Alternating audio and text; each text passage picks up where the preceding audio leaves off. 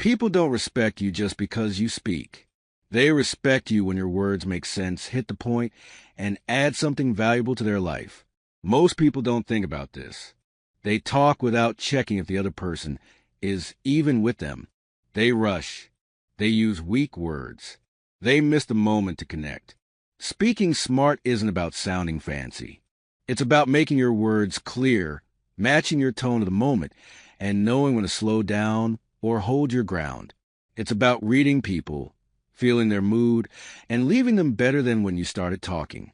How to speak smart, master the psychology of powerful communication, is your step-by-step on how to do this every single time you open your mouth. These are skills you can use at work, at home, with friends, or in any important conversation. If you want people to listen, remember, and respect you, this is where you start. Chapter 1.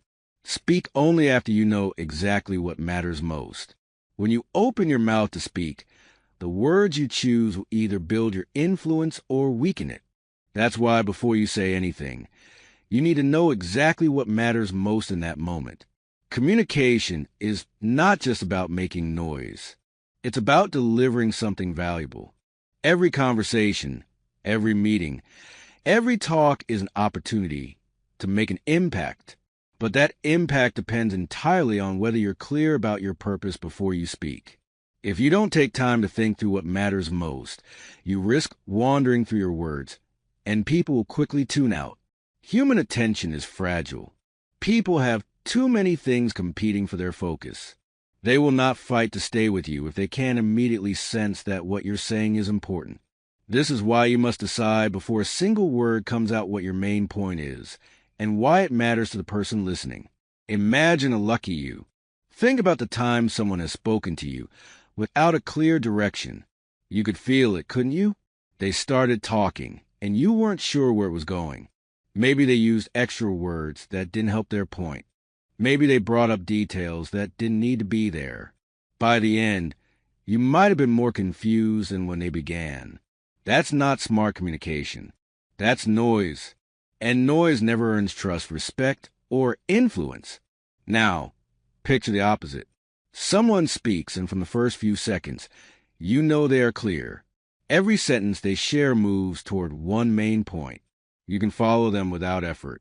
They're not rushing. They're not hesitating. They're guiding you. That kind of speaking makes people listen closely. It makes them remember you. It makes them take action. That's the difference between random talking and speaking smart. Knowing exactly what matters most is a discipline. It requires you to pause before you speak and ask yourself some honest questions. Why am I speaking right now? What's the one thing I want them to take away from this? What do they need to feel or understand by the end of my words? And perhaps the most important, what's at stake if I don't make this point clearly? When you train yourself to answer those questions before you speak, you start communicating with purpose. Purpose makes your words tighter, your tone more confident, and your delivery more effective. Also changes how people see you. They begin to trust you more because they see you value their time. You're not dumping random thoughts on them. You're giving them something worth listening to. In real life, we often speak too soon. We feel a need to fill silence, so we talk without preparation, or we react emotionally without taking a second to process what's really important. That's when mistakes happen. You might say something that distracts from your real point. You might share information that isn't necessary, or that could even hurt your position. And once words leave your mouth, you can't pull them back. That's why the skill of knowing what matters most before speaking is a form of self-control. It's the mark of someone who respects themselves and respects others. If you're in a meeting at work and someone brings up a challenge, don't jump in with the first thought in your head. Hold back for a few moments. Listen to what's being said. Think about the end result you want. Do you want to solve the problem, inspire confidence, give direction, or simply share your perspective? Once you know the goal, you can build your response around that single focus. You'll notice you speak with fewer words, but those words will carry more weight. The same applies to personal conversations. If a friend comes to you with a problem, you might feel pressure to talk right away to make them feel better. But if you pause and think about what truly matters in that moment, Maybe it's not advice. Maybe it's understanding. Your words will match their real need. That's how you strengthen relationships. You're not just talking, you're connecting. This principle also works in high-pressure moments. Imagine being asked a question in front of an audience. The instinct is to answer quickly to avoid silence. But that silence can be your advantage. If you take a breath and focus your mind on the single most important point you want to make, your answer will come out stronger. People respect a thoughtful response far more than a rushed one. There's also a psychological reason why speaking only after you know what matters most works so well. When you speak with clear intent, you project confidence. Humans are wired to respond to certainty. Even if they don't agree with you, they'll listen more closely because they can sense you know where you're going. And that certainty makes them more likely to believe in what you're saying. But clarity doesn't happen by accident. You have to build it into your daily life. You can practice it in small ways. Before you make a phone call, decide what the main point of that call is. Before you send a voice message, decide exactly what you want the person to hear. Before you walk into a conversation, remind yourself of the one thing you want to achieve. The more you do this, the more natural it becomes. Eventually, you won't just be a better speaker. You'll be a sharper thinker. Now, let's talk about what happens when you don't follow this rule. Without clarity, your words can cause misunderstandings. People may take your message in ways you didn't intend. They might get stuck on a minor detail and miss your main point entirely. Miscommunication can cost you opportunities, damage relationships, and reduce your influence. In business, unclear communication can lead to mistakes that cost money. In personal life, it can create tension that could have been avoided. On the other hand, when you speak only after knowing what matters most, you save time. Conversations become more productive. Meetings end with clear outcomes. Disagreements turn into problem-solving discussions because everyone understands the main focus. You also avoid the regret of saying something you wish you could take back. To build this habit, here's a practical approach. First, before speaking, mentally strip away every point that isn't essential. If it doesn't help the main message, don't include it. Second, choose words that are easy to understand. If your listener has to work too hard to figure out what you mean, they'll lose interest. Third, make sure your tone matches the importance of your message. If the topic is serious, speak with weight. If it's encouraging, let your energy reflect that. Another important element is to make sure what matters most to you also matters to them. Smart speaking is not just about pushing your own agenda. It's about connecting your purpose to their needs or interests. If you want someone to care, you have to show them why it matters in their world. This requires empathy. It requires you to think from their perspective before you speak. I've seen people transform their influence simply by applying this one skill. They became more respected at work because their contributions were sharp and relevant. They built stronger relationships because they listened and spoke with purpose. They were invited into bigger conversations because others knew they would add value, not waste time. It's also worth saying that this isn't about being silent out of fear. It's about being intentional. Some people hesitate to speak because they lack confidence, but that's not the same as waiting until you know what matters most. In fact, the clarity you get from this approach can build your confidence. When you know your point is strong and focused, you feel more certain delivering it. In the long run, this habit will change how people describe you. They'll say you're thoughtful. They'll say you're someone who always gets to the heart of the matter. They'll say your words carry weight. And when your words carry weight, people remember them, act on them, and share them. Speaking smart starts long, before your lips move. It starts in your mind, in that quiet space where you decide what's worth saying and what's not. That decision is where real communication power lives. If you can make that decision every time, if you can train yourself to speak only after you know exactly what matters most, you will stand out in every room, every meeting, and every conversation. You will find that people give you their attention more freely. You will notice that they interrupt you less because they respect what's coming next. and you will experience fewer misunderstandings because your words will be clear and direct. This is not theory. This is practical daily communication mastery. So before your next conversation, before your next meeting, before your next important call, stop for a moment. Stop. Ask yourself, what's the one thing that matters most here? Then build everything you say around that. If you make this your standard, you won't just speak smarter. You'll influence deeper, connect stronger, and lead better. And in today's world, that will serve you for life. For life. Chapter 2. Adjust your words so they match the other person.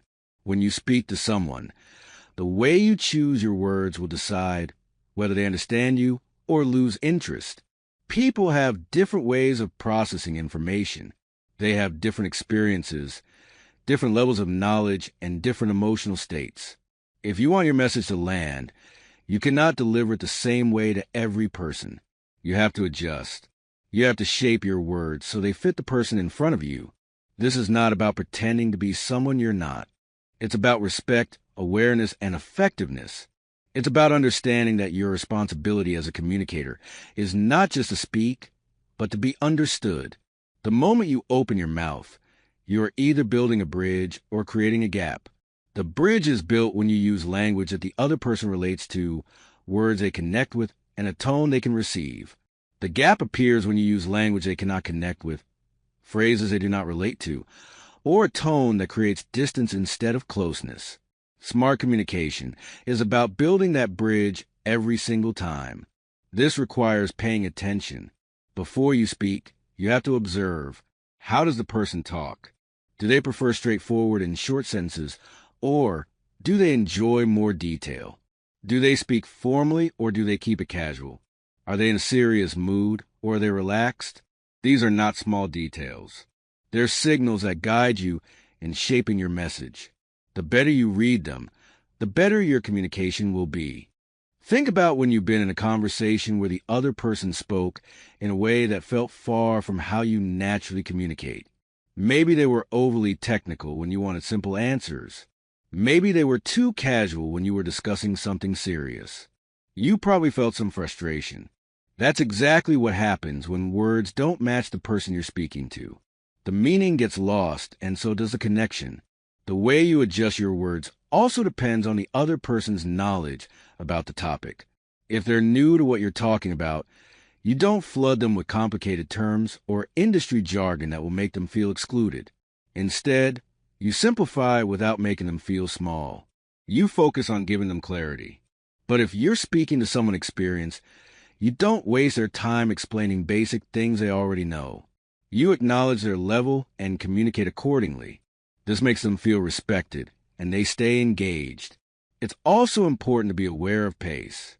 Some people like fast-moving conversations. They want the main point right away. Others prefer a slower pace, giving them time to think. Matching their pace is just as important as matching your words. When you speak too fast to someone who needs time, they feel pressured. When you speak too slowly to someone who thinks quickly, they lose interest. Adjusting to their pace shows you value how they process information. This principle becomes even more important when you're speaking to different types of personalities.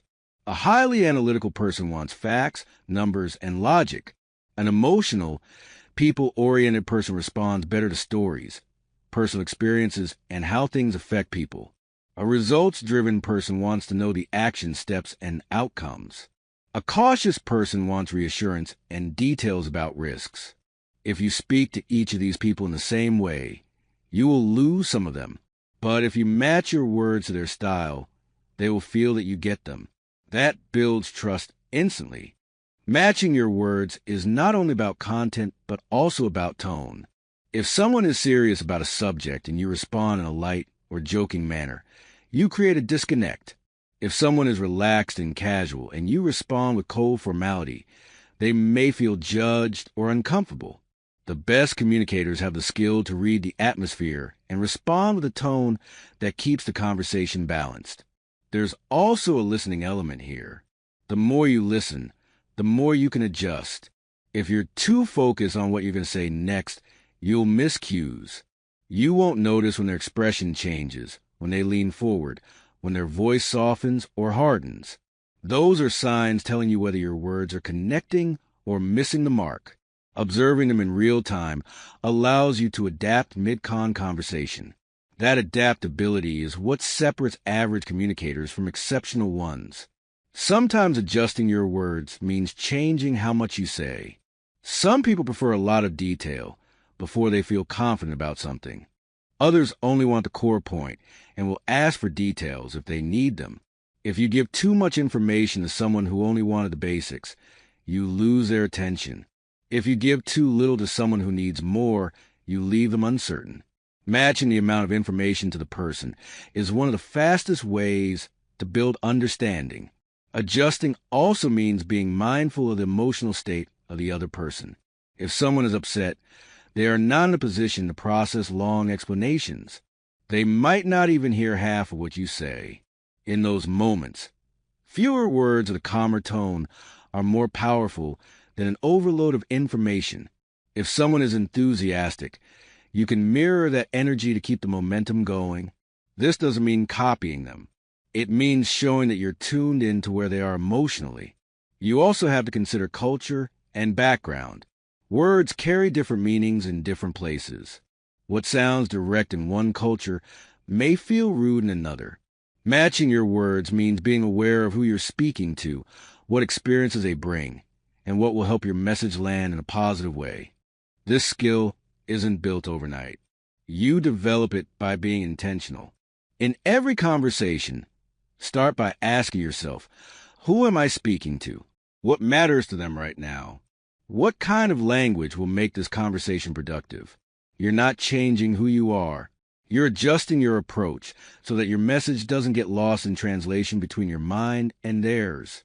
It's also worth noting that adjusting your words makes you a more persuasive communicator. People are more likely to agree with you when they feel you're speaking their language literally and figuratively. They are more likely to trust you when they feel you understand them. They are more likely to follow your advice when it feels relevant to their world, not just yours. The opposite is also true. If you ignore this skill, you may cause misunderstandings without meaning to. You may come across as unprepared or disconnected. Even if your point is valid, it can be rejected because the delivery didn't match the person. Communication is not just about being right. It's about making your message easy for the other person to accept. One of the most powerful aspects of adjusting your words is that it makes conversations smoother. There's less friction, less resistance, and fewer arguments. When people feel understood, they're less defensive. They're more open to discussion, even if they don't agree with you. This is why skilled negotiators and leaders practice this constantly. They know it's not manipulation, it's alignment. If you want to sharpen this skill, start paying attention to how people respond to you. Notice when their body language changes in a good way. Notice when they seem more engaged. That's feedback telling you your words are matching their style. Also notice when they start to withdraw or give short responses. That's feedback telling you you've misalignment and need to adjust. The faster you catch this, the stronger your communication becomes. Adjusting your words to match another person is not about losing your authenticity. It's about expressing yourself in a way that the other person can receive without unnecessary barriers. If your intention is to make an impact, then you must focus on what works for them, not just what feels natural to you. Over time, this becomes second nature, and you won't have to think about it so much. It will simply be part of how you communicate. When you master this, you'll notice people open up to you more. They'll share more information. They'll be more willing to work with you. They'll remember conversations with you as productive and positive. That's because you didn't just talk, you connected. And connection is what makes communication powerful. Every conversation is an exchange, and the value of that exchange depends on how well the message fits the person receiving it. If you take responsibility for adjusting your words so they match the other person, you'll see less misunderstanding, more trust, and more influence in every area of your life. The people who can do this consistently are the ones who lead, inspire, and leave a lasting impression. And that's the kind of communicator worth becoming. Chapter 3. Slow down your talking when you see confusion appear. When you're speaking to someone and you see that flash of uncertainty in their eyes, that slight tilt of the head, or that pause before they respond, it's a signal you cannot ignore. Confusion is not always loud. It rarely announces itself with words. Most of the time, it's subtle. A small change in expression, a hesitation, a shift in body language. If you miss these signs and keep going at the same speed, you risk losing them entirely. The message you've worked so hard to share might never reach them the way you intended. That's why when you see confusion appear, the smartest move you can make is to slow down. Slowing down isn't about talking as if the other person can't keep up. It's about creating space for understanding. It's about giving them the mental room to absorb what you've said and process it in a way that makes sense to them. Communication is not a race. The goal isn't to get to the end of your sentence as quickly as possible. The goal is for the other person to understand and retain what you mean. If that means taking your time, you take your time. In the middle of a conversation, people can get lost for many reasons. Maybe they missed a key word you said. Maybe the topic is new to them. Maybe they're thinking about how what you said connects to their own experience.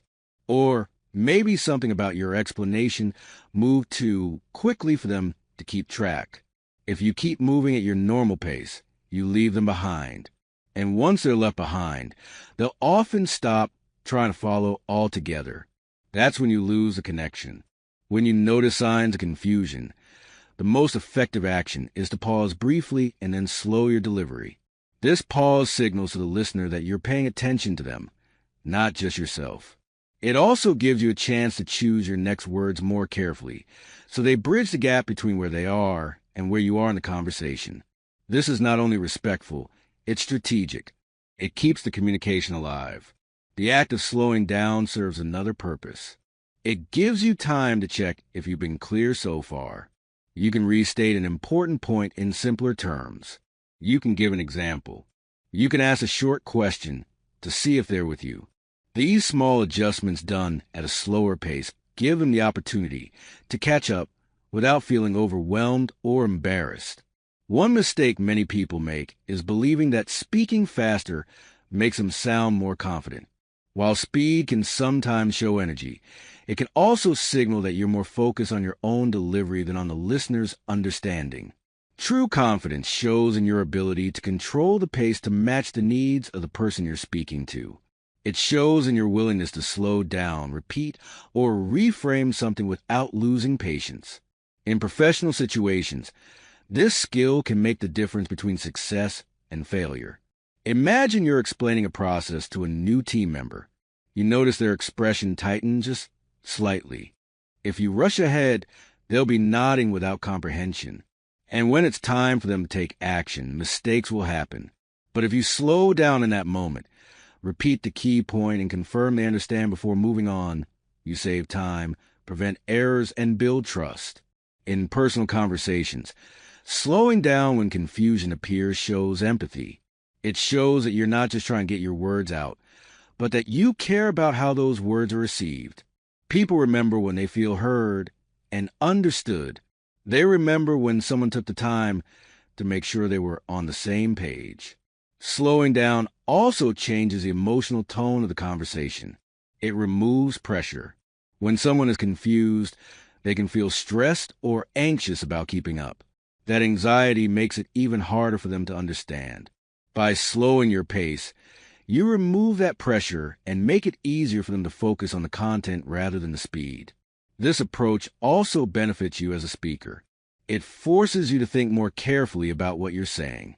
It allows you to notice if you're using language that's too complex or moving through ideas in a way that's not logical to the listener. When you take your time, you're more likely to explain in a way that's clear and complete. The key is to slow down naturally. You don't want to change in pace to feel awkward or forced. You want it to feel like a smooth adjustment in the flow of conversation. Sometimes that's as simple as lowering your voice slightly, speaking in shorter sentences, and pausing more often between points. Those pauses give the listener's mind a chance to catch up, and they give you the opportunity to watch for their reaction. There's also a leadership aspect to this. Leaders who communicate well understand that their role is not just to give information, but to ensure that information is understood and actionable. If you're leading a meeting or presenting an idea, it's not enough for you to say. You have to make sure the people in the room walk away with the same understanding you intended. That's why the most effective leaders are comfortable adjusting their pace the moment they notice any sign of confusion. You can build this habit by practicing awareness in every conversation. Make it a rule to check in visually as you talk. Watch for micro-expressions, slight changes in body posture, or shifts in breathing. These are all signs that the other person's mind is either locked in with you or drifting away. If you notice uncertainty, slow down immediately. Sometimes slowing down means breaking your point into smaller pieces. Instead of delivering 3 connected ideas in one long statement, you deliver one, check for understanding, then move to the next. This makes the conversation easier to follow and gives the other person confidence that they're keeping up. You might also find it helpful to use confirmation questions during these slower moments. Simple questions like, "Does that make sense so far?" Or, "Should I explain that part again?" can make the listener feel included in the process rather than left behind. It also gives them permission to admit when they're unclear without feeling judged. The ability to slow down is not just about verbal pacing. It's about mental pacing. It's about slowing your own thinking enough to prioritize understanding over completion. You're not just trying to get through your point. You're trying to land in the other person's mind. That requires patience, presence, and a genuine desire for them to leave the conversation with clarity. The irony is that when you slow down at the right moments, you actually save time in the long run. Misunderstandings lead to repeated explanations, corrections, and even conflict. Taking a little extra time up front prevents those issues later. Slowing down also sends a subtle message about your character. It shows you're confident enough not to rush. It shows you value the other person enough to adjust your approach for their benefit. It shows you're more interested in the result of the conversation than in simply expressing yourself. These are qualities people remember, and they strengthen your reputation as someone worth listening to. In situations where stakes are high, closing a deal, making a pitch, delivering critical instructions, this skill can be the difference between winning and losing. If the listener feels lost during a key part of your message, everything else you say afterward is weakened. But if you slow down, reestablish clarity, and make sure they're with you, you keep your influence intact from start to finish. It's also important to remember that slowing down is not the same as dragging a conversation. You still need to keep it engaging. The goal is to make your pace match the listener's ability to process, not to stretch the conversation unnecessarily. You want every second you spend speaking to move them closer to understanding, not further away. When you become skilled at this, you'll notice something powerful. People will start asking for your opinion more often. They'll see you as someone who explains things in a way they can truly grasp. They'll feel comfortable coming to you with questions because they know you won't rush them or make them feel inadequate. In every interaction, your job is to guide the other person toward understanding. When confusion appears, your ability to slow down is your most effective tool. It's a sign of professionalism, empathy, and self-awareness. It's also one of the simplest ways to make your communication more powerful. If you practice this every day at work with friends and your family, you will notice conversations becoming more productive. You'll notice fewer repeated explanations. You'll notice people following through on what you discuss because they understood it the first time. That's the reward for taking the time to slow down when it matters most. The next time you see even the smallest sign of confusion, resist the urge to keep moving forward. Stop for a moment. Lower your pace. Give them room to catch up. Make sure they're with you before you continue. That's not just good communication. It's respect. And respect is what makes people listen to you again and again. Chapter 4. Look at people long enough to feel their mood. When you're speaking to someone, the words you hear and the words you say are only part of the conversation. The rest is happening in the silence, in the way their eyes move, in the way their body shifts, and in the subtle changes in their face. That's why looking at people long enough to feel their mood is one of the most valuable skills you can develop in communication. Too many people look without truly seeing. They glance just long enough to make contact, then turn away before they picked up anything meaningful. If you want to connect deeply and speak smart, you need to give yourself enough time to really read the person in front of you. Feeling someone's mood is not about guessing. It's about observing until you can sense where they are emotionally and mentally. That awareness changes everything about how you respond. You'll choose different words, a different tone, even a different pace when you understand the state they're in. This makes your message easier for them to receive because it's delivered in a way that fits their present condition. When you only glance at someone quickly, you might catch the surface, whether they're smiling or not, whether they're making eye contact or looking away. But if you hold your attention for just a little longer, you start to notice the details that reveal more. Are their eyes alert or tired? Is their smile genuine or forced? Are their shoulders relaxed or tense? Is their breathing steady or shallow? These small details can tell you whether they're open, stressed, distracted, or even uninterested. And the better you can read this, the more effective your communication becomes. This kind of observation requires patience. You can't rush. You have to slow yourself down enough to actually be present. Many people listen while thinking about their next point, so they miss what's happening right in front of them. If you train yourself to stay focused on the other person for just a little longer than is comfortable, you'll pick up on changes in mood that others completely overlook. One of the most powerful benefits of reading someone's mood is that it allows you to avoid unnecessary conflict. If you sense irritation before it expresses in words, you can soften your tone or reframe your point in a calmer way. If you feel excitement, you can mirror that energy to keep the momentum going. If you detect hesitation, you can slow down and give them space to express their concern. Without this awareness, you might push forward in a way that makes the conversation harder than it needs to be. It's not just about avoiding problems. It's also about building connection. People feel valued when they sense you are tuned into them. They notice when you pause and really look at them as they speak. They notice when you respond to their mood rather than just their words. This makes them more open, more trusting, and more willing to engage with you fully. Feeling someone's mood also helps you understand what they're not saying. Sometimes the most important part of conversation is hidden between the lines. Someone might tell you they're fine, but if you look long enough, you see the tension in their jaw or the drop in their energy. They might say they agree, but their eyes reveal uncertainty. These moments give you the chance to address what's really going on instead of accepting the surface answer. To develop this skill, you have to remove distractions. If you're checking your phone, glancing around the room, or thinking about your next meeting, you won't notice the subtle sign. Being present is not just a polite habit. It's a strategic advantage.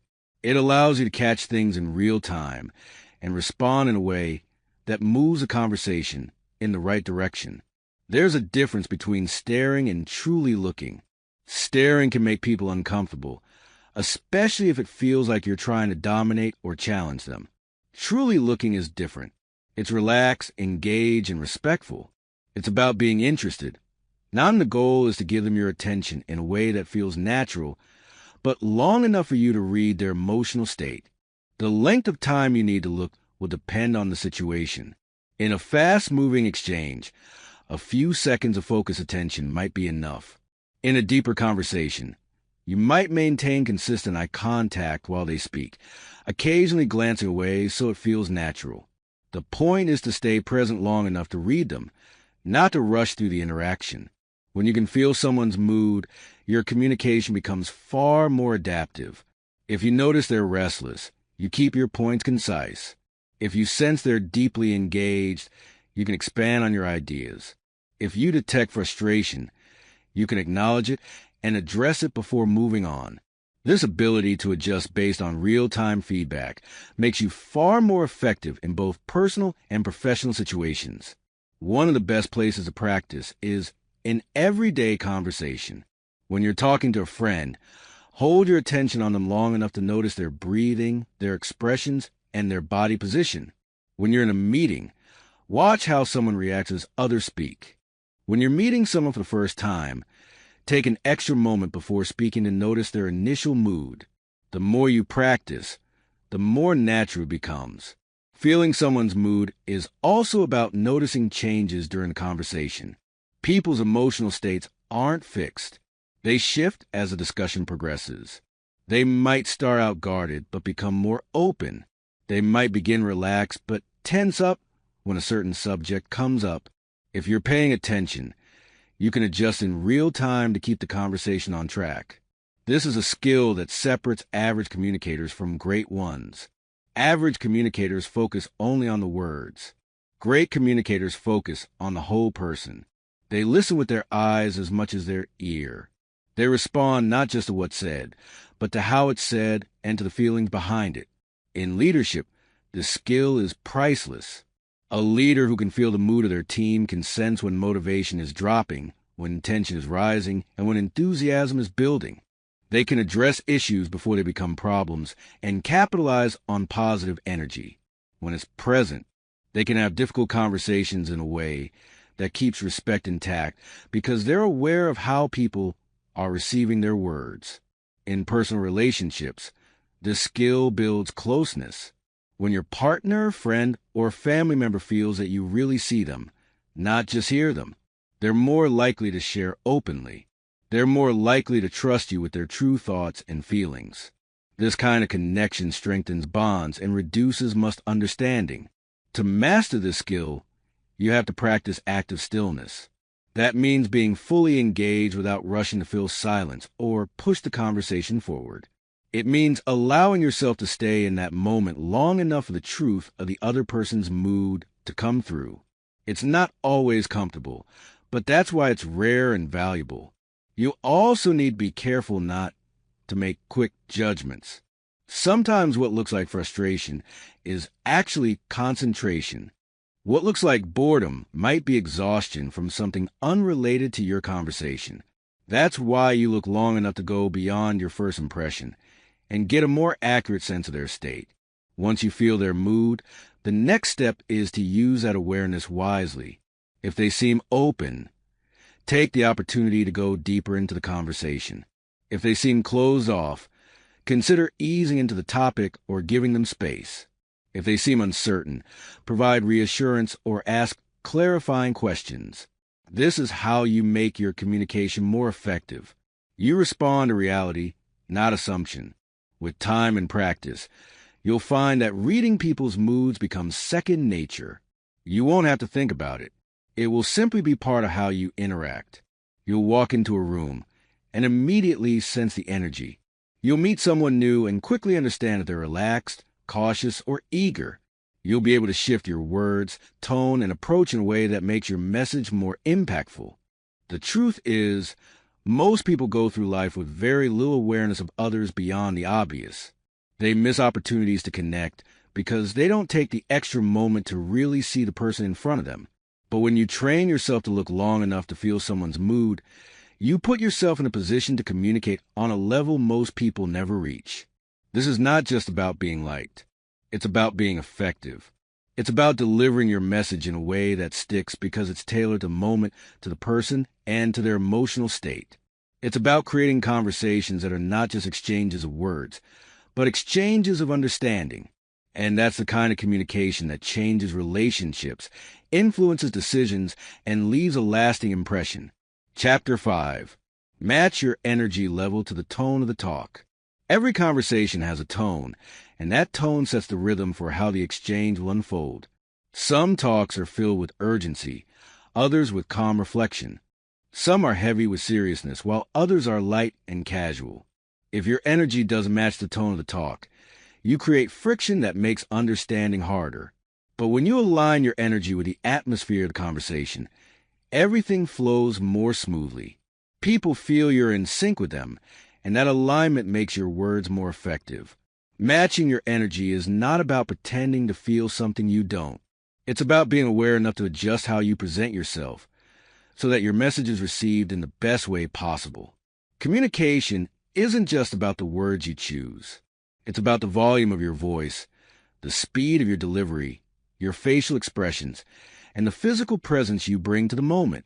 All of these elements carry energy, and that energy can either support or undermine your message.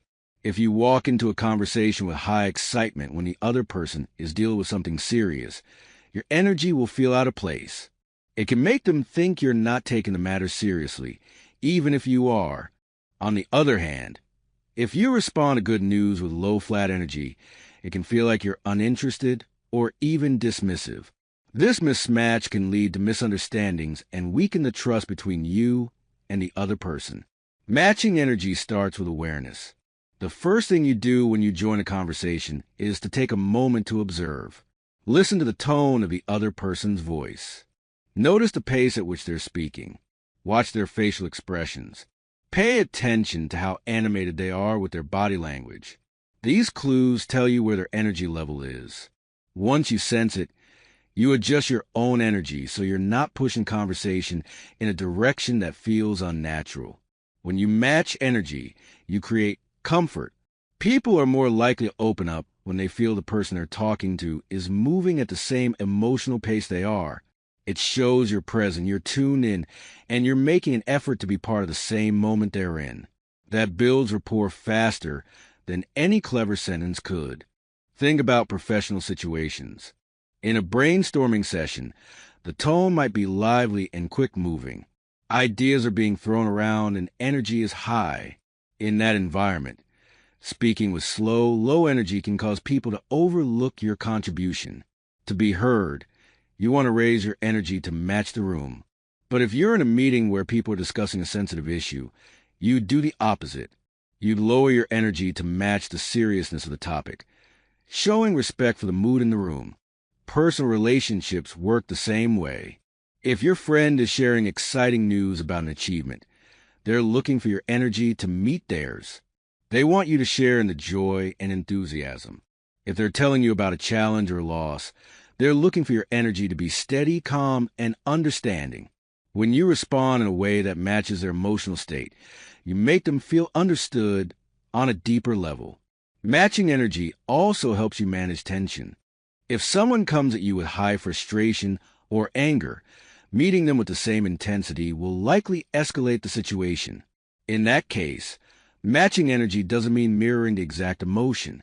It means matching the level of engagement while balancing the tone to keep things constructive.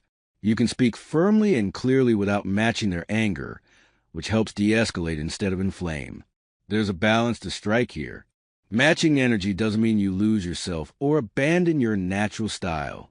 It's not about mimicking the other person. It's about meeting them where they are and then guiding the conversation in a direction that serves both of you. This is an active, intentional choice. You're deciding how to show up in a way that maximizes connection and understanding. You can practice this skill in everyday interactions. When someone approaches you at work, before you respond, notice their energy. Are they talking fast or slow? Are they leaning in or standing back? Do they seem focused or distracted? Then respond in a way that lines up with what you're seeing. This might mean adjusting your tone, your pace, your body language, or even the amount of movement in your gestures. Over time, this becomes second nature, and people will describe you as easy to talk to because you always seem to get them. Another benefit of matching energy is that it makes your influence stronger. When people feel you're in sync with them, they're more likely to accept your ideas. They're more willing to listen because you've created a sense of familiarity and trust. This is especially valuable in leadership, sales, negotiations, and any role where persuasion is important. You're not forcing your way in. You're aligning yourself with where the other person already is, and then moving forward together.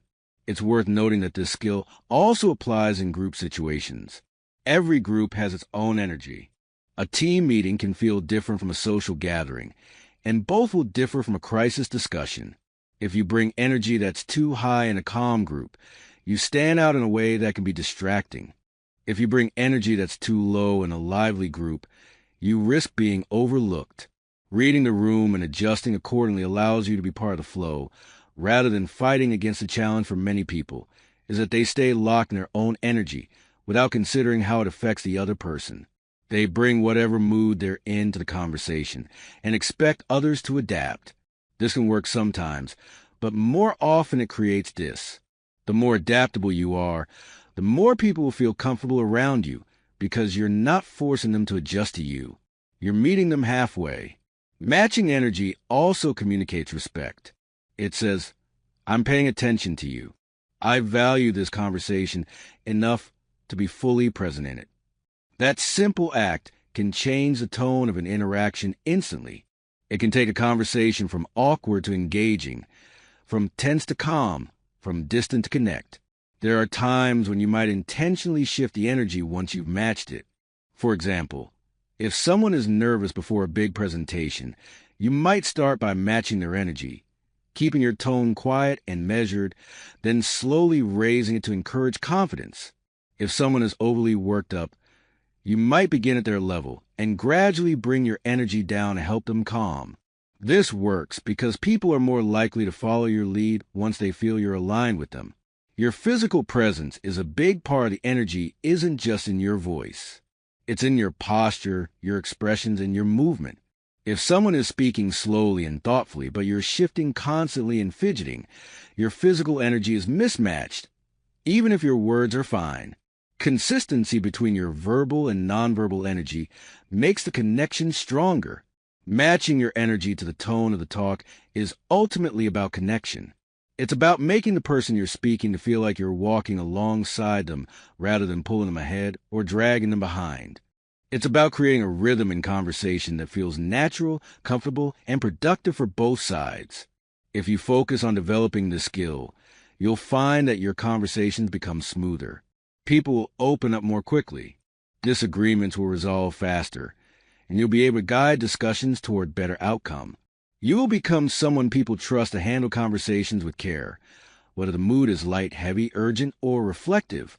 In every interaction, ask yourself, what's the tone here?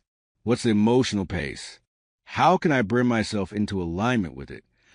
The answers to those questions will guide your energy so that your words, tone, and presence all work together to create communication that feels effortless and natural. And when conversations feel effortless, they leave a lasting imp. Chapter 6. Remove words that make your point sound weaker. When you speak, every word you use either strengthens your point or weakens it. Most people don't realize how often they dilute the power of what they're saying simply by adding unnecessary words. These extra words might feel harmless, but they can make your message sound uncertain, hesitant, or less important than it really is. If you want to speak smart and have people take your words seriously, you have to remove anything that doesn't serve your main point. Strong communication is about clarity and precision, not about filling space with more language. Weakening words show up in many forms. Sometimes they are filler phrases like I think, maybe, kind of, sort of, or probably. Other times there are apologetic openings like I'm not sure, but, or this might be a bad idea, but. These words plant out in the listener's mind before you've even made your point. They make it sound like you don't fully believe what you're saying. So why should anyone else believe it? Another way words weaken a message is through unnecessary repetition. When you repeat yourself too many times without adding value, it can make your message feel padded rather than powerful. People stop focusing on the strength of your point and start noticing the fluff around it. Over time, this habit can make you sound less confident and less authoritative, even if you know what you're talking about. If you've ever listened to a great communicator, you'll notice something. They get to the point without rushing, but without wasting time either. They know exactly what they want to say, and they say it in a way that's direct yet respectful. They don't over-explain unless it's needed for clarity, and they don't load their sentences with qualifiers that make them sound unsure. Their words are clean, sharp, and intentional. That's not an accident. It's a skill they built. To strengthen your communication, you have to develop an awareness of the words you choose. That starts with listening to yourself. Pay attention to how you speak in meetings, presentations, and everyday conversations. Notice when you use phrases that don't add meaning. You might not realize how often you say basically, actually, or you know. These words don't always damage a conversation, but when they become habits, they distract from your message and make it less compelling. You also have to be mindful of over-explaining. Explaining something thoroughly is not the same as explaining it 3 different ways, when one clear explanation would have been enough. Over-explaining can signal to the listener that you're trying to convince yourself as much as you're trying to convince them. It can also make you lose their attention. Once someone tunes out, it's hard to get them back. A good exercise is to imagine that every word you say costs you something valuable.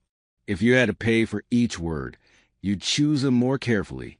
You'd avoid clutter, and you'd focus on what delivers the most impact. This mindset forces you to value the listener's time and attention, which is one of the marks of a strong communicator. It's not just about removing filler. It's also about removing uncertainty from your delivery. If you're confident in your point, state it directly. Instead of saying, "I think this could work," say, "This will work because instead of maybe we should try this because direct language doesn't mean you're being aggressive. It means you're showing that you've thought through your point and you're willing to stand behind it." Of course, there are situations where softening your words can be useful, especially when delivering sensitive feedback or navigating tense situations. But even in those cases, you can choose words that are clear without being blunt to the point of effect. For example, instead of saying, "This might sound stupid," but you could say, "I have a different perspective I'd like to share."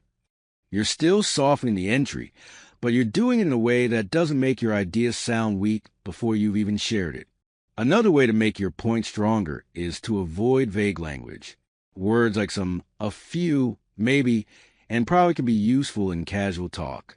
But when you're making a point that matters, they can leave too much room for interpretation. If you can be specific, be specific. Instead of saying some people might be interested in this, say our customers will be interested in this, because precision builds credibility. When you remove words that weaken your point, you also give more weight to the words you keep. The listener doesn't have to sift through extra language to understand you. They hear the message clearly, and they can focus on the meaning rather than on decoding what you're trying to say. This makes your communication more memorable and more persuasive. This skill also applies to writing, but in spoken communication, it's even more important because you don't have the chance to edit after the fact. Once words are spoken, they're out there. That's why practicing concise, powerful speech in daily life will prepare you for moments when it matters most.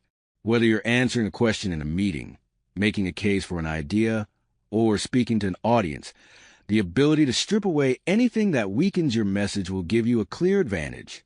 A practical approach is to pause briefly before speaking. In that pause, ask yourself, what is the core point I want to make? Which words will deliver that point most effectively? This short moment of thought can save you from filling the air with weak language. Over time, your brain learns to form stronger sentences naturally without as much conscious effort. Listening to great speakers can also help you refine this skill. Pay attention how they open their statements, how they transition between points, and how they end with a strong close. Notice how they rarely use words that signal doubt unless it's intentional for strategy. Emulate their discipline in keeping their words purposeful. This doesn't mean you have to speak like a robot. Natural conversation has flow and personality, and sometimes filler words are part of building rapport.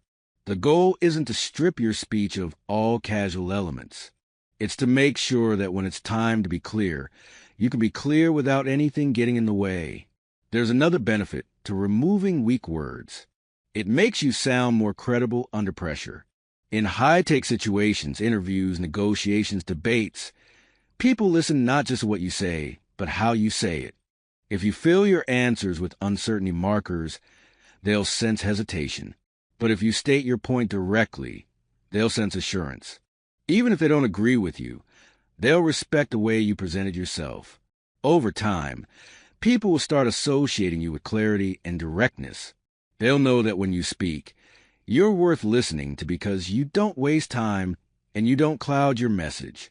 This reputation is incredibly valuable both professionally and personally. It opens doors, earns trust, and makes people more likely to seek your removing words that weaken your point is a habit you build through awareness, practice, and self-discipline. It requires catching yourself when you're about to add a phrase that doesn't serve your goal. It requires reviewing your conversations afterward and asking, could I have said that in fewer, stronger words? Every time you refine your language, you sharpen your communication.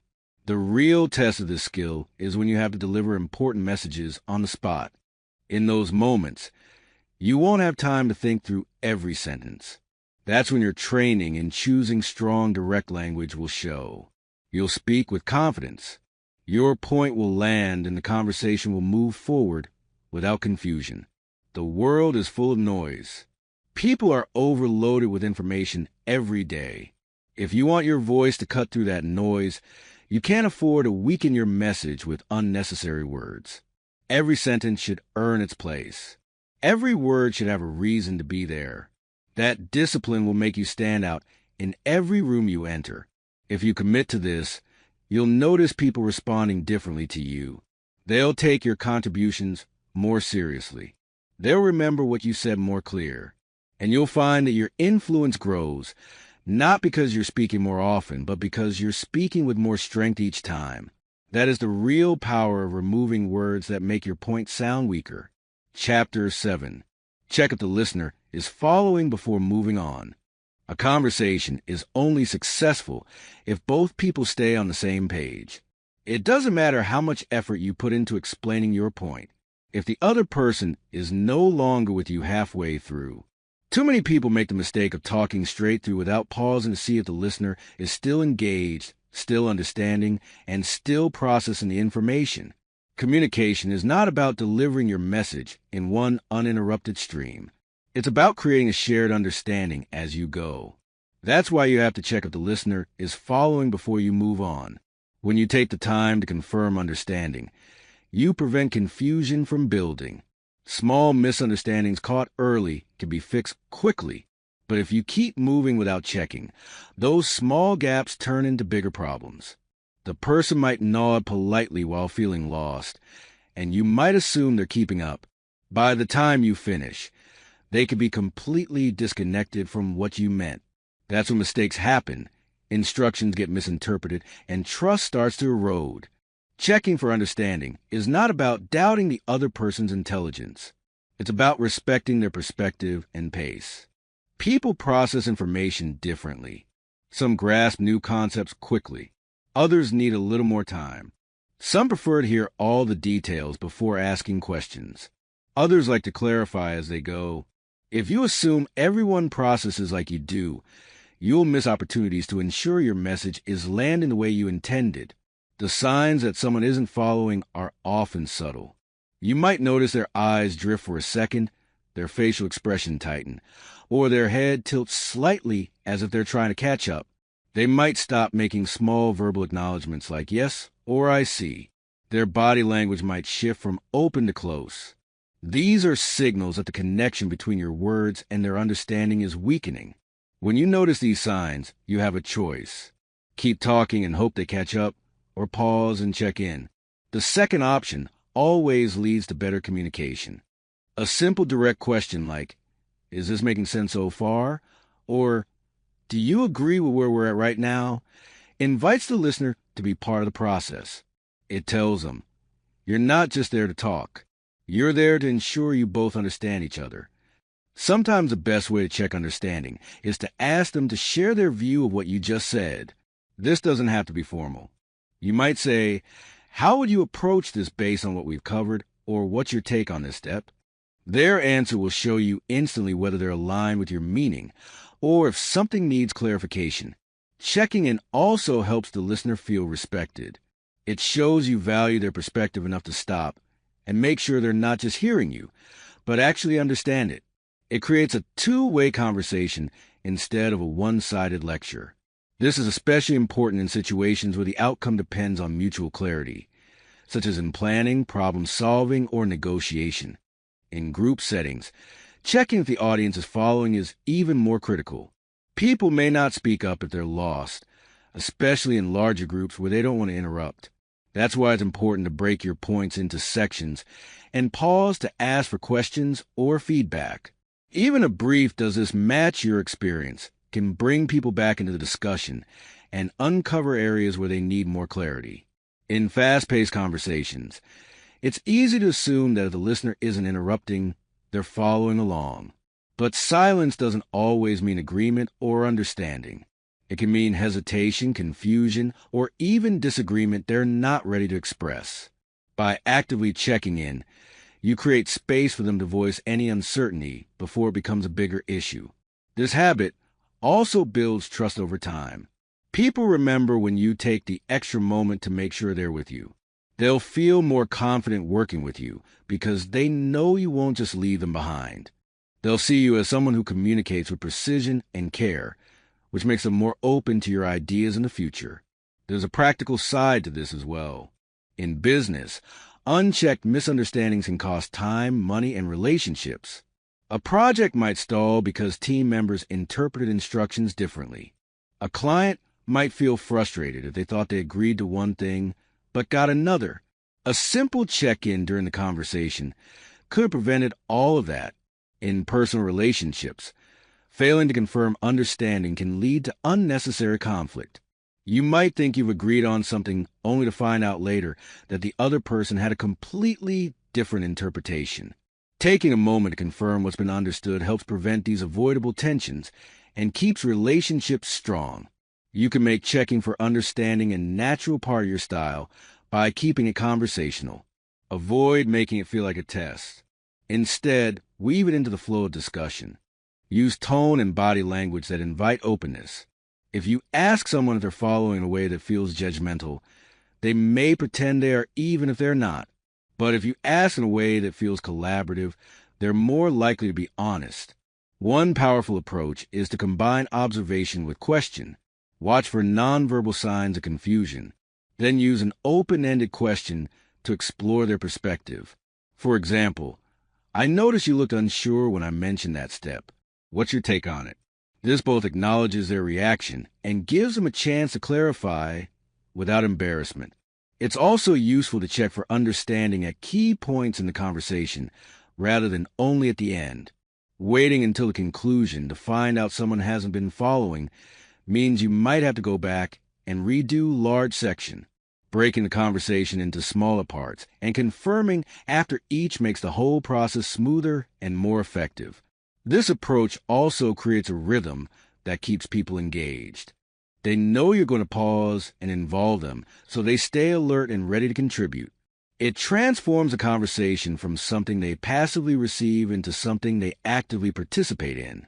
Checking if the listener is following isn't just about making sure they understand.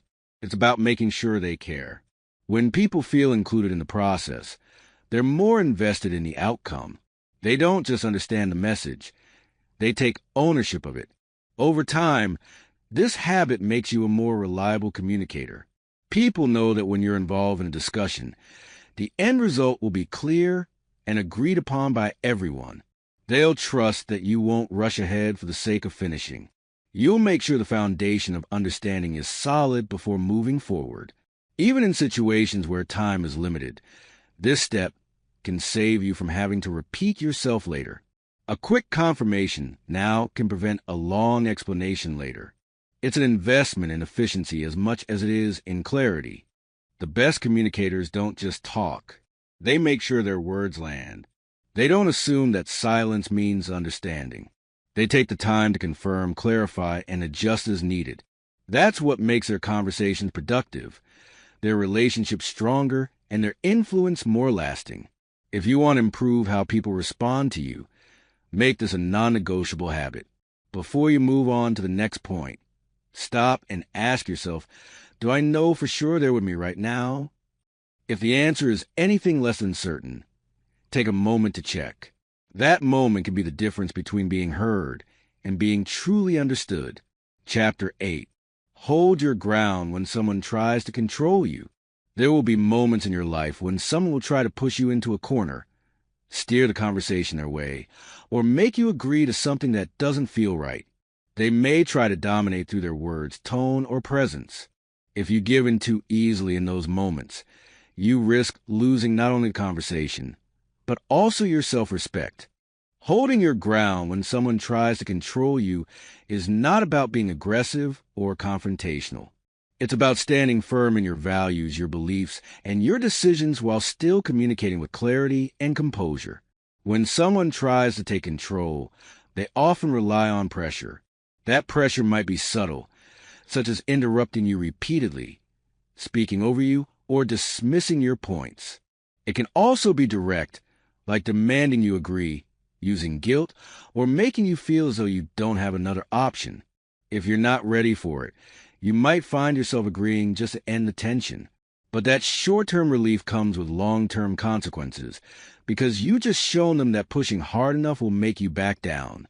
Holding your ground starts with being clear on what you believe and what you want before the conversation begins. If you don't have clarity, it's easy for someone else's certainty to overpower you. Knowing your stance gives you something solid to return to whenever the discussion gets heated or the other person tries to throw you off track. You're not scrambling for what to say. You're anchored. Your tone is one of your most powerful tools in these moments. If your voice becomes shaky, rushed, or overly soft, it can give the impression that you're unsure, even if you're not. Speaking at a steady pace with a calm but firm tone shows that you're confident in your position. People often match the energy they receive. If you stay composed, you reduce the chance of the conversation turning into a battle of volume or aggression. Body language plays just as big a role. The way you sit or stand communicates as much as your words. If you shrink back, avoid eye contact, or make yourself physically smaller, it signals that you're retreating. Standing or sitting upright, keeping steady eye contact, and maintaining an open posture sends a message that you're not intimidated. Even if the other person is trying to dominate the space, you're showing through your presence that you won't be pushed aside. A key part of holding your ground is refusing to be rushed. People who try to control often push for quick decisions, knowing that speed limits your ability to think clearly. They may say things like, "We need to decide right now," or "You have to answer immediately." If the decision truly matters, give yourself permission to slow down. You can say, "I'm not ready to commit to that yet," or "I need more time to consider this." This removes their ability to box you into a choice you might regret. Another tactic they might use is try and control the narrative by reframing your words or twisting your meaning. If you notice this happening, correct it immediately. You can say, "That's not what I said," or "Let me clarify my point." The longer you let a false version of your position stand, the harder it becomes to pull the conversation back to accuracy. Correcting them early and directly helps you maintain control of your own message. You must also resist the urge to justify yourself endlessly. Over-explaining can give the other person more openings to challenge you and drag you into side argument. Once you've stated your point clearly, you don't have to keep defending it from every angle they present. Repeating your main point calmly but firmly is often more effective than chasing down every objection. Sometimes holding your ground means saying no and then stopping there. Many people weaken their no by following it with a long explanation. The more you explain, the more room you give the other person to argue with your reasons. A short, clear, and respectful no that doesn't work for me is often enough. If they press, you can repeat it without getting drawn into a debate. It's important to recognize the emotional tactics people might use to gain control. They might try to make you feel guilty, ashamed, or obligated. They might remind you of past favors or try to appeal to your sense of loyalty in a way that manipulates rather than respects you. Being aware of these tactics helps you see them for what they are, so you can respond logically instead of emotion.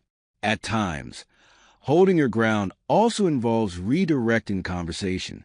If someone is dominating by steering the talk away from the main point, bring it back. You can say, "That's not the issue we're discussing," or "Let's focus on the main topic." This keeps you from being pulled into irrelevant territory where they can gain the upper hand. Listening is also a form of strength. Some people mistake holding your ground for never yielding an inch. But real strength includes listening fully before responding. This doesn't mean you'll change your position, but it does mean you're willing to hear them out. When you listen, you gain more information about their motives, their reasoning, and the angles they might use to influence you. It also makes you harder to manipulate because you're responding to the actual content of their words rather than reacting to their tone or pressure. In some situations, the best way to hold your ground is to simply stay silent after making your point. People who try to control often expect you to fill the silence by giving in or softening your stance. If you remain quiet and let the silence sit, you put the pressure back on them. They may realize that you're not going to bend just because they're waiting for you to speak. There's also value in setting boundaries before the conversation even starts. If you know someone has a history of trying to dominate, you can prepare by deciding what topics you're willing to discuss, how long you'll engage, and when you'll walk away if necessary. Boundaries are a form of self-respect, and they make it much harder for someone to pull you into a situation where you feel trapped. It's worth remembering that not every attempt to control is malicious. Sometimes people try to take charge because they're anxious, impatient, or unaware of how they're coming across. Even then, holding your ground is important because it teaches people how to treat you. The more consistently you show that you won't be pushed into decisions or positions you don't agree with, the less likely they are to try it again. Holding your ground also earns respect from others who are watching. In professional settings, colleagues notice when someone stands firm in a discussion without losing composure.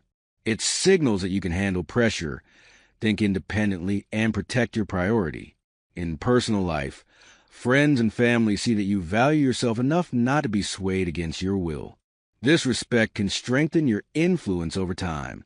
To master this skill, you need both inner confidence and outward control. Inner confidence comes from knowing your values, your priorities, and your non-negotiables. Outward control comes from managing your tone, body language, and pace so that you project certainty together. These make you a communicator who can handle strong personalities without being overpowered. The real challenge is maintaining your stance without letting emotions drive you into unnecessary conflict. It's not about winning every argument. It's about making sure you leave the conversation with your integrity, and you want to be able to look back and know you didn't give away your position out of fear, discomfort, or pressure. With practice, you'll reach a point where you don't fear these moments. You'll know that holding your ground is not a fight. It's simply protecting your right to think, decide, and speak for yourself. And once you reach that point, people will approach you differently. They'll know that while you're open to discussion, you cannot be forced into submission. That's the kind of presence that makes your communication not just heard, but respected. Chapter 9, give value in every talk so people respect you. Every time you speak with someone, you leave an impression.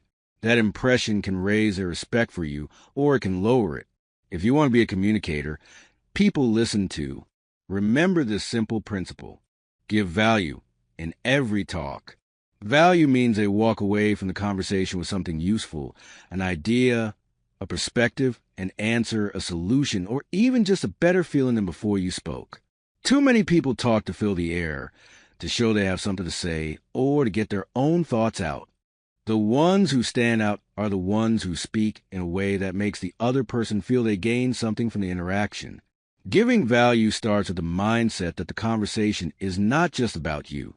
Even if you're sharing your own opinion, the way you frame it should serve the listener. Ask yourself before speaking, will this help them think differently? Will it solve a problem? Will it make them feel more capable, informed, or confident? When you start with that mindset, you naturally choose words, examples, and stories that have purpose instead of just noise. It's important to know that value isn't always about giving advice. Sometimes the value you give is clarity. Sometimes it's a fresh perspective they haven't considered. Sometimes it's encouragement at the exact moment they need it. Sometimes it's asking the right question that helps them see their own solution. Value comes in many forms, but always leave the other person better off than before they spoke to you. The opposite is also true. If you speak without giving value, you risk wasting their time. People have limited attention, and they're constantly deciding whether a conversation is worth staying in. If they feel like nothing meaningful is coming from what you're saying, their respect for you as a communicator begins to fade. Over time, they'll tune out more quickly or avoid coming to you for input. That's the cost of not giving value. To consistently bring value, you need to listen more than you speak. Listening allows you to understand what the other person actually needs instead of assuming. If you jump in too quickly with your own thoughts, you might miss the real problem they're facing. When you take the time to hear them out, you can tailor your words so they address what's most relevant. That's when your contribution lands with real impact. Being intentional about your examples and stories is another way to add value. Random stories that don't connect to the point are just entertainment. But stories that illustrate a lesson, demonstrate a principle, or help the other person see a path forward turn into tools they can use. People remember stories that give them a takeaway. They forget the ones that are told just for the sake of talking. In professional settings, giving value might mean sharing a shortcut, a proven strategy, or a useful resource. It might mean presenting information in a way that's easy to act on. In personal relationships, it might mean offering support that's practical rather than generic, or giving an insight that helps them see a situation differently. In both cases, the key is to make sure your contribution serves a conversation, not just your ego. One of the most common ways people fail to give value is by making the conversation about themselves when it should be about the other person. This happens when someone shares a challenge and instead of exploring their situation, the other person immediately shifts into telling their own story.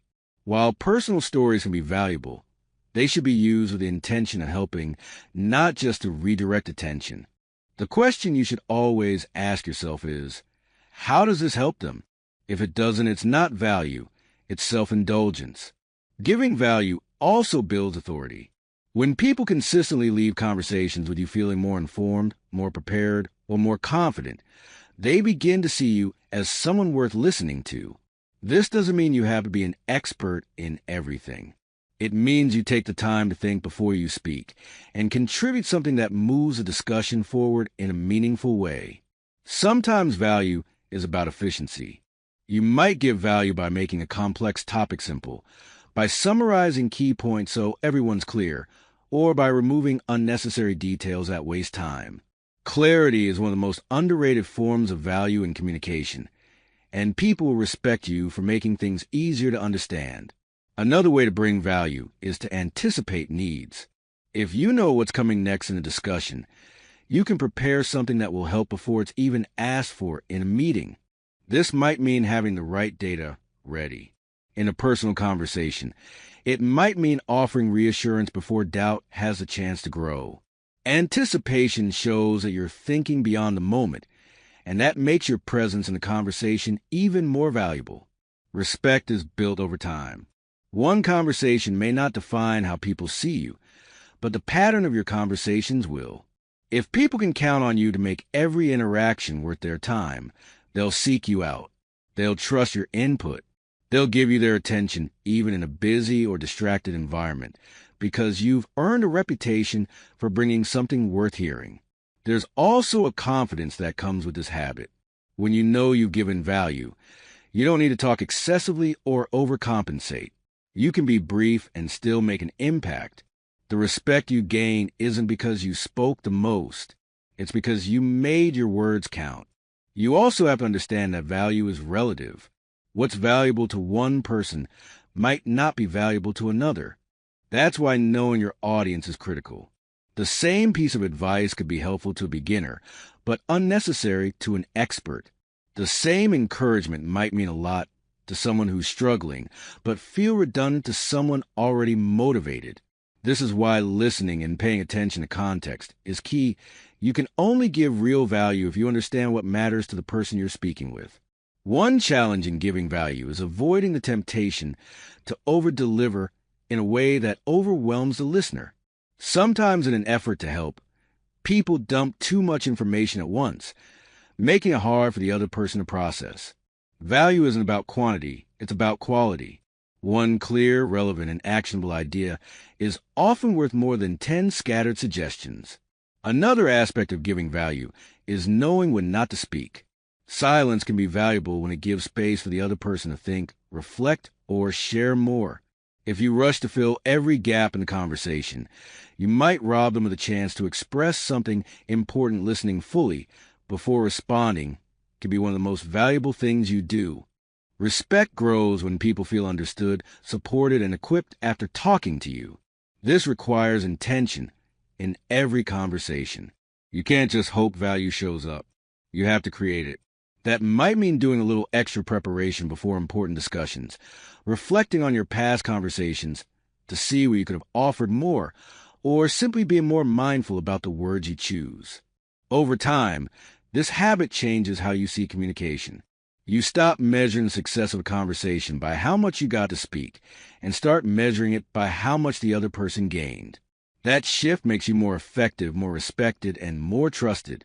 People will notice the difference even if they can't put it into words. They'll leave conversations with you feeling like it was worth their time, and that feeling will make them want to come back. The more you practice giving value, the more natural it'll become. It won't feel like an effort. You'll instinctively look for ways to make the other person's situation better, even in small ways. You'll find yourself asking better questions, offering sharper insights, and knowing when to step back so they can think. And each time you do, you strengthen your reputation as someone whose words matter. In a world where so much communication is empty or self-serving, giving value is what sets you apart. It's what turns conversations into opportunities for growth, connection, and respect. If you commit to it, you won't just be someone who talks. You'll be someone people remember, someone whose presence improves the quality of every discussion. That's the kind of communicator people trust, follow, and respect for years to come. Chapter 10. Leave the listener feeling better than when you began. Every conversation you have leaves a mark on the person you're speaking with. That mark can be positive, neutral, or negative, and the choice is yours. If you want to be the kind of communicator people remember for the right reasons, make it your mission to leave the listener feeling better than when you began. This doesn't mean you have to flatter them or avoid honesty. It means you speak in a way that lifts their mood, adds something valuable to their perspective, and leaves them feeling respected and understood. People rarely remember every word you say, but they always remember how they felt when they were with you. If your words drain them, frustrate them, or make them feel smaller, they'll carry that feeling long after the conversation is over. But if your words energize them, encourage them, or give them a sense of clarity, they'll carry that too, and they'll associate that feeling with you. Leaving someone better than you found them starts with intention. You have to enter a conversation thinking about the outcome for them, not just for yourself. Ask yourself, what do I want this person to take away emotionally as well as mentally? Maybe you want them to feel confident about a decision, more hopeful about their situation, or simply appreciated for their efforts. That clarity guides how you choose your tone, your pace, and your words. This principle doesn't mean you avoid hard truths. Sometimes the most respectful and uplifting thing you can do is to be honest, even when it's not easy to hear. The difference lies in how you deliver it. If you're giving critical feedback, you can do it in a way that focuses on solutions and improvement rather than only pointing out problems. If you're delivering bad news, you can still leave them with a sense of dignity and reassurance that they can handle what's ahead. One way to leave people feeling better is to make them feel heard. Too many conversations are one-sided, where one person speaks and the other waits for their turn to talk. When you genuinely listen, respond to their points, and show that you've understood them, you give them something rare, the experience of being truly acknowledged. That alone can change how they feel by the end of the talk. Your tone plays a huge role here. Even neutral information can feel uplifting if your tone is warm, calm, and encouraging. Conversely, even good news can lose its impact if it's delivered with disinterest or irritation. People respond not only to the content of your words, but to the emotional energy behind them. If you want them to walk away feeling better, your tone should reflect care and respect from start to finish. Another powerful way to leave a positive impact is to offer a genuine compliment or recognition when it's deserved. This doesn't mean forced praise. It means noticing something real and pointing it out. Maybe they handled the situation well, showed persistence, or shared a thoughtful idea. Mentioning it can reinforce their strength and leave them with a boost of confidence that carries beyond your conversation. Empathy is also essential. When someone is sharing a struggle, rushing to give advice without acknowledging their feelings can make them feel brushed aside. Sometimes the best way to leave them better is to validate their emotions and let them know they're not alone in what they're going through. That connection can be more valuable than any piece of advice you could give. Even in brief interactions, you can practice this principle. A short meeting, a quick phone call, or a casual exchange can still leave someone feeling more positive than before. It might be a small piece of encouragement, a helpful suggestion, or simply showing appreciation for their time. These moments add up, and over time, they define your reputation as someone whose presence is uplifting. In tense situations, leaving someone better than you found them often means managing your own emotions first. If you enter a discussion frustrated, anxious, or impatient, that energy will influence the conversation. Taking a moment to center yourself before speaking can prevent your mood from lowering theirs. Instead, you can set the tone for a calmer, more productive exchange. This principle also applies when you disagree with someone. Disagreements don't have to leave people feeling attacked or diminished. You can express your different perspective while still respecting theirs by focusing on shared goals or acknowledging the valid points they've made. You can end the conversation with mutual respect intact. They may not agree with you, but they can still walk away feeling value. One thing that weakens this habit is focusing only on what you want to get out of the conversation. If you treat interactions purely as transactions, you might get the information or decision you need, but you miss the opportunity to build good. When you aim to leave them better, you're investing in a long-term relationship, not just a short-term result. That investment pays off over time as people become more open, cooperative, and trusting with you. Leaving someone better than you found them doesn't have to be dramatic. Often, it's the subtle things that make the difference. The way you listen without interrupting, the way you acknowledge their efforts, the way you thank them for their time, or the way you help them see a challenge from a new angle. These details may seem small, but they shape how the other person feels about both the conversation and about you. It's also worth remembering that everyone is carrying something you can't see. Your conversation might be the only moment in their day when someone treats them with patience, kindness, or genuine interest. That moment can lift them in ways you might never fully realize. This is why being intentional about the effect you leave on people matters. It might mean more to them than you know. A practical way to practice this is to end conversations with something constructive. If you've been discussing a problem, close with a clear next step or an encouraging remark about progress. If you've been talking about an idea, wrap it up with excitement about the possibility ahead. Even if the topic is difficult, this ending leaves them with a sense of direction instead of a feeling of uncertainty. In professional life, this approach can set you apart. Clients, colleagues, and partners will remember that interactions with you tend to end on a productive, positive note. They'll want to work with you because your presence makes the process easier, not harder. In personal life, it builds stronger, more resilient relationships because people feel good about coming to you even in challenging times. Of course, this habit takes awareness. In the middle of a busy day, it's easy to rush through conversations without thinking about how you're leaving the other person. Building the habit means making a conscious choice in each interaction to ask yourself, how can I leave them better than I found them? That question shifts your focus from just getting through the talk to actually improving the other person's state. Over time, this way of communicating becomes part of who you are. People start to expect that after speaking with you, they'll feel clearer, more motivated, or more understood. That expectation becomes part of your influence because they'll seek you out when they need a lift or a steady voice.